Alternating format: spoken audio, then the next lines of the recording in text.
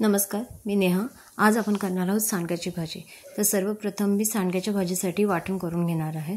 तर सुकं खोबरं सर्वात पहिले मी भाजून घेते आहे। हे सुकं खोबऱ्याचे जाड तुकडे जे काल मी लाडू वळले होते, लाडूसाठी मी सुकं खोबरं किसून घेतलं होतं, तर ते राहिलेले जाड तुकडे हे भाजून घेणार आहेत।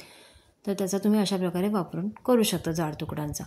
त्यानंतर कांदा मी मध्यम 3 कांदे घेतले होते वाटण करण्यासाठी। तर 3 कांदे हे उभे चिरून घेणार आहे, उभे चौकोनी अशा प्रकारे तेलावर ते परतून घेणार आहे मी कांदा चांगला। त्याच्यातच धने टाकले आहे मी, धने, आलं, हळद, आलं, लसूण आणि थोडी कोथिंबीर मी सगळी फोडणीत त्याच टाकणार आहे आणि ते कांद्यावरच लालसर भाजून घेणार आहे। तर एका साईडला मी सांडगे भाजायला ठेवले आहे आणि आता सांडगे भाजता मी वाटण पण करून घेणार आहे। तर सगळ्यात पहिले सुकं खोबरं जे घेतलं होतं भाजून त्याचं मी वाटण करून घेणार आहे। सुकं खोबरं थोडं अर्धवट भाजल्यानंतर बाकीचं आपण कांदा खोबऱ्याचं वाटण एकजीव करून सगळी पेस्ट करणार आहोत त्याचे। तर यासाठी जवळपास मला अर्धा ग्लास पाणी लागलं आहे हे वाटण करण्यासाठी।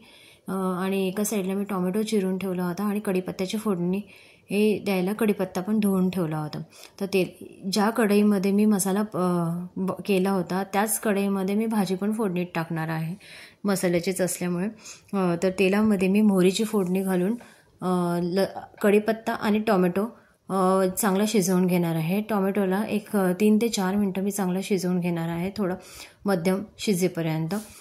ते झाल्यानंतर जे मिक्सरला वाटण फिरवून घेतलं होतं ते वाटण आपण त्याच्यात सर्व टाकणार आहोत। तर वाटण टाकल्यानंतर त्याच्यामध्ये थोडंसं धने पावडर, 1 चमचा लाल तिखट, 1.5 चमचा काळा मसाला आणि हळद आणि हिंग असं मी थोडं टाकलेलं आहे त्याच्यात। आणि अशा प्रकारे जे मिक्सरमध्ये थोडंसं नॉर्मल पाणी टाकून मी मिक्सरचं भांडं चांगलं धुवून घेतलं होतं, ते धुतलेलं पाणी मी याच मिश्रणामध्ये ॲड करणार आहे। तुम्ही बघू शकता मिश्रणाला चांगली उकळी फुटायला सुरुवात झालेली आहे आणि मिश्रण असं छानपैकी तर्रीदार झालेलं दिसतं आहे। तुम्ही बघू शकता किती छान उकळी आलेली आहे त्याला। तर उकळी आल्यानंतर आपण जे सांडगे भाजले होते ते आपण याच्यामध्ये टाकणार आहोत। जवळपास 5-10 मिनिटाचा कालावधी सांडगे शिजायला लागलेले आहेत। हे सांडगे मी घरी बनवले होते, तुम्ही अशा प्रकारे करून बघा।